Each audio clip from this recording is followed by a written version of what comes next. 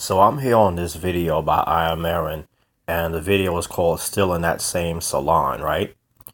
And he just uploaded a little while ago, and he's talking about a channel called Nick Taylor, and the name of the video he's referencing is called Well, That Chicago Nail Shop Business is Booming. And just like he said, and I'm going to say the same thing, I could have told you that. I could have told you that because basically when IamAahron was talking about this a couple of days ago, you know, I think they had them on the news after some kind of thing happened. Yeah, some kind of thing happened where this guy named Tyrone, what a stereotypical name for the type of behavior he did. You know, typical nigga shit behavior. This fucking fool gonna go up there to the salon and threaten to start throwing bricks through the window if black women didn't leave the salon and all of that. So basically simping for these black women because they going into the Korean, the Chinese nail salons or whatever. I call them Asian nail salons. And the thing is, have to go and threat their own black women to obey their own men when they told you to stay your black ass out of there. You've seen so many videos on YouTube, man, going since last year, since those two major videos we had last year of the salon brawls. And I can tell you that I know that just about all of this is theft of service.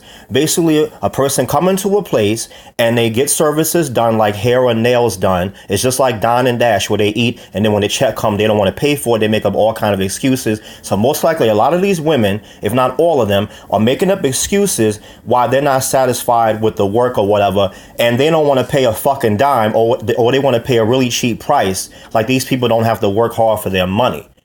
So when I'm thinking that when the employees don't want to agree to it, then they just say, well, they're going to leave out and walk out the door. And then, of course, you know, these Asian shops, they're not going for the shit they used to when I was growing up, when they would establish their businesses in black neighborhoods.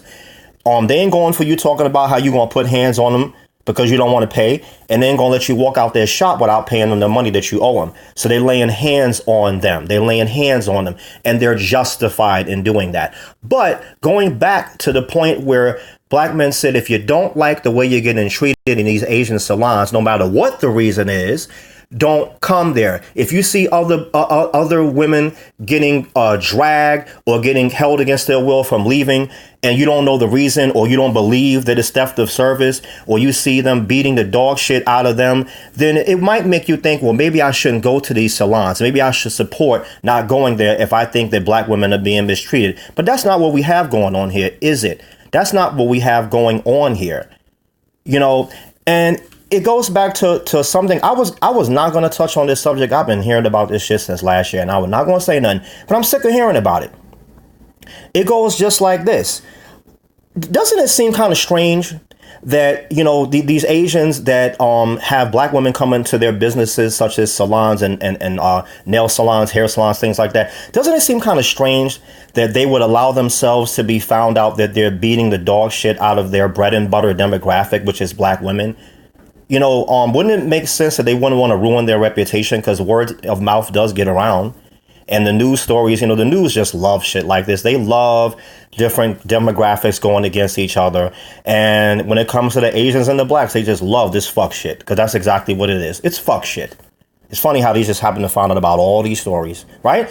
And the thing about it, why would they do that to mess up their reputation? And why would they do that, you know, where they are? Typically, these businesses are set up in black neighborhoods.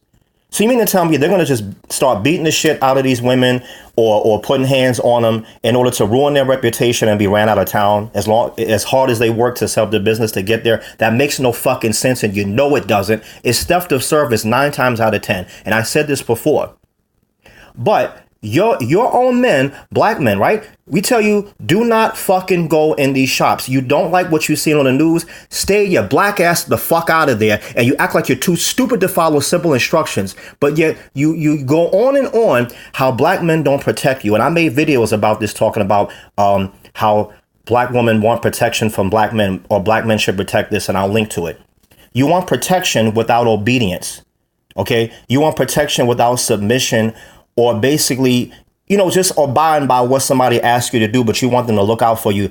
And some random dumb nigga throwing bricks through a business that does not belong to him because he doesn't like the fact that His demographic of women are sitting in there is not protecting any fucking thing. It's not protecting the culture. It's not protecting the women. And what I don't understand is how you have all these videos on YouTube that are commending this Tyrone guy for doing what he did. Yet I bet you not one of these fucking black women are putting up bail for this nigga either if he get locked up or if he's already got locked up. Y'all not coming to see him. Y'all not coming to post bail for him. Or taking your black ass back in the same fucking salon that he threw the bricks through. You consider this type of person a king, right? But a person that's a black man is educated or has means and is not doing any of this nigga shit, they're a lame, they're not good enough for you, they're friend zone. But yeah, niggas like this is the ones that get all the fucking pussy. They get their balls licked, they get all the pussy, they get all the cutty, right? Because the other people that's not doing this dumb shit is not good enough. Then when these guys then ran through you and you done had several kids by them, then all of a sudden at 35, when you over the wall, damn near over the wall, got several kids by several men, and your sexual market value has went in the fucking toilet. Now you're looking for serious commitment and you're tired of men dogging you and you wonder where all the good men are at.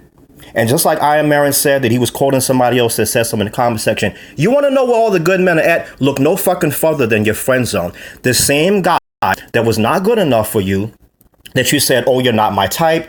Oh, I don't see you like that. But yet you want to call on them when you want them to fix something for you. You call on them when you want them to pay for something. You call on them when your shitty ass boyfriend is treating you like dog shit.